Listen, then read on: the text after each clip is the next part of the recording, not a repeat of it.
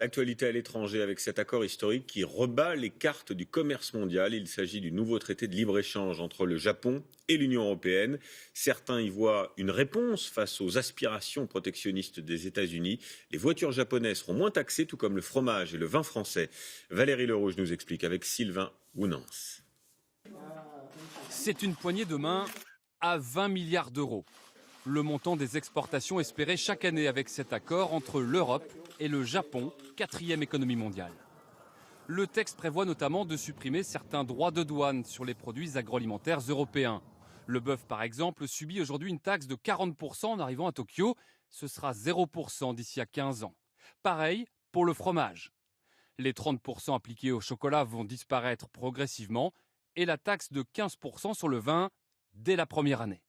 De quoi doper les échanges et l'économie européenne, selon les négociateurs. Dans le passé, nous avons pu constater que chaque milliard d'euros en export soutient plus ou moins 14 000 emplois. Et selon les estimations, nous pouvons accroître nos exports avec 20 milliards d'euros annuels. En échange, l'Europe supprimera progressivement les droits de douane sur les voitures japonaises, notamment.